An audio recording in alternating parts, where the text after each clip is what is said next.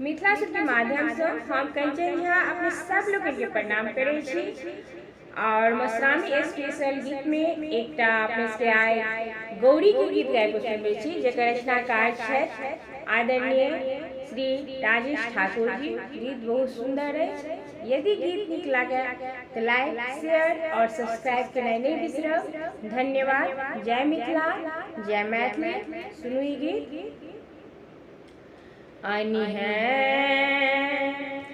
है सिंदूर लाल लाल गे गौरी हम पूजब। आनी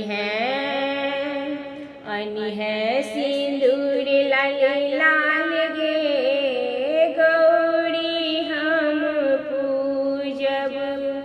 गौरी हम पूजब, गिरिजा हम पूजब। गौरी हम पूजब, गिरिजा हम पूजब।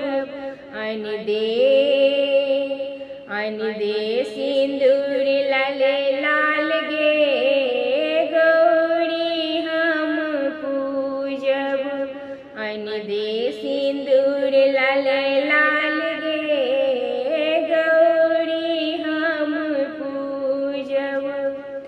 नैयन है मटिया, नैयन है पीपा।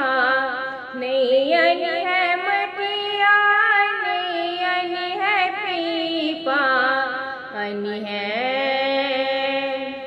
अन है सिंदूर अचिन गे गौरी हम पूजब।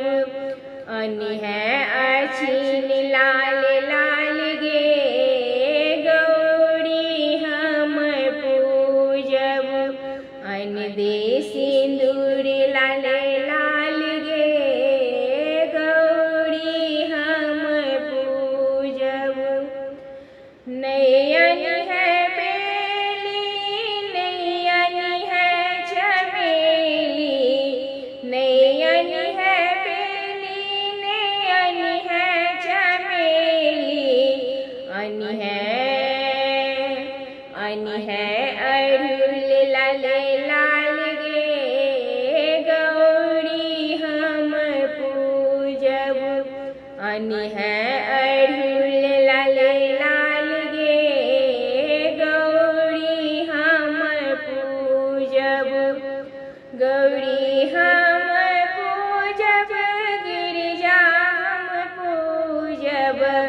गौरी हम पूजब, गिरिजा हम पूजब। अन है सिंदूर लाल लाल गे गौरी हम पूजब।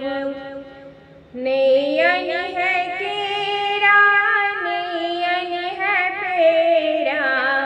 नैयन है केरा, नैयन है पेड़ा।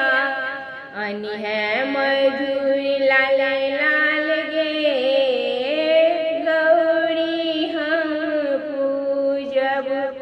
अन है मधुर मिठगर गे गौरी हम पूजब। अन दे सिंदूर लाल लाल गे गौरी हम पूजब। गौरी हम पूजब, गिरिजा हम पूजब। गौरी हम पूजब, गिरिजा हम पूजब। अन है सिंदूर लाल लाल गे